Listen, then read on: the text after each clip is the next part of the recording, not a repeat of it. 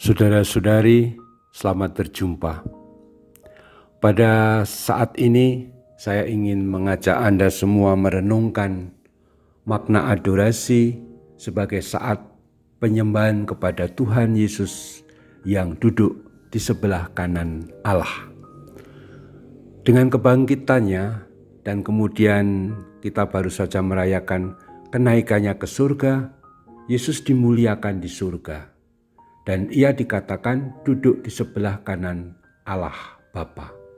Dalam syahadat kita juga mengucapkan yang sama. Teks tersebut sebenarnya ada dalam kitab suci di Perjanjian Baru. Ada beberapa tempat yang menunjuk itu.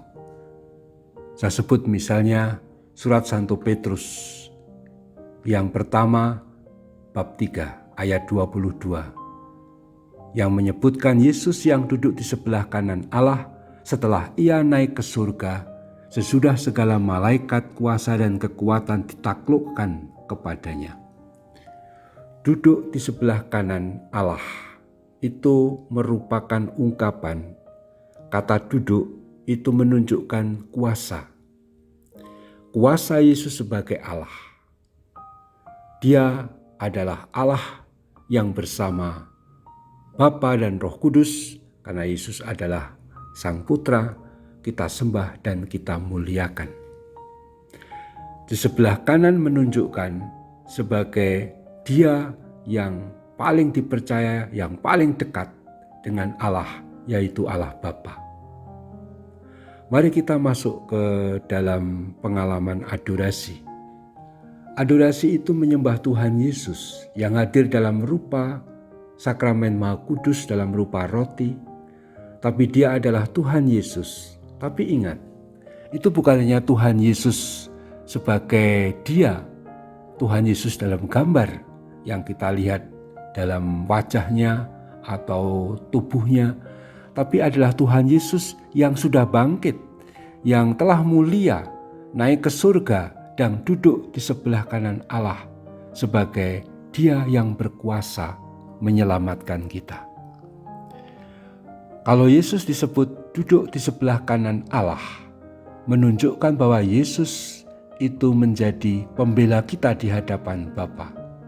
Maka dalam suratnya kepada umat di Roma, Santo Paulus berkata di bab 8 ayat 34 bahwa Kristus Yesus itu yang telah bangkit juga duduk di sebelah kanan Allah yang malah menjadi pembela bagi kita. Dia yang dimuliakan dengan kenaikannya ke surga, dia duduk di sebelah kanan Allah yang berarti dia menerima kuasa sebagai Allah, sekaligus dia sebagai yang paling dekat dengan Bapa dan menjadi pembela kita.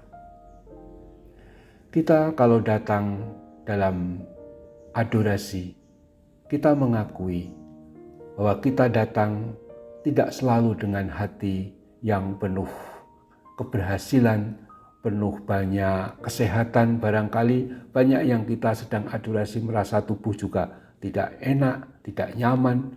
Kita punya banyak masalah dalam keluarga, dalam pekerjaan. Mungkin kita punya masalah dalam relasi dengan teman, dengan siapa. Dan macam-macam hal. Itu tumpang tindih, tumpuk undung bahasa Jawanya, itu kita alami dalam hidup. Dengan adorasi, kita bukan hanya mempersembahkan apa yang menjadi persoalan kita. Dengan adorasi kita tidak hanya menyampaikan keluh kesah kita kepada Tuhan, tetapi Tuhan melihat kita sendiri, memandang kita sendiri. Dia yang menjadi pembela kita, dia yang tiada henti, tiada putus-putusnya kepada Bapa membela kepentingan kita agar kita selalu ada dalam dekapan kasih Allah. Inilah makna kita menyembah Tuhan yang duduk di sebelah kanan Allah, artinya menyembah Tuhan yang dimuliakan, yang punya kuasa menebus menyelamatkan kita, tetapi sekaligus juga memperhatikan dan ikut berjuang, ikut membantu, ikut menyertai dalam suka duka hidup kita. Betapa adorasi membuat kita sungguh tenang dan damai, sebab aku dibela oleh Tuhan. Dibela oleh Tuhan Yesus kepada Bapa yang menjadi sumber segala sesuatu, termasuk sumber penyelesaian dan sumber solusi seluruh masalah kita. Sambil menantikan kedatangan Roh Kudus pada hari Pentakosta nanti, kita senantiasa memuji Tuhan, sebab Dia menjadi pembela kita di hadapan Bapa. Dan semoga dengan Roh Kudus yang memberikan kekuatan dan keberanian, kita semua maju terus juga dalam masa pandemi, masa yang tidak normal ini, agar kita tetap selalu punya pengharapan, selalu punya sukacita, sebab kita punya pembela di surga. Terpujilah Tuhan kita Yesus Kristus untuk selama-lamanya. Amin.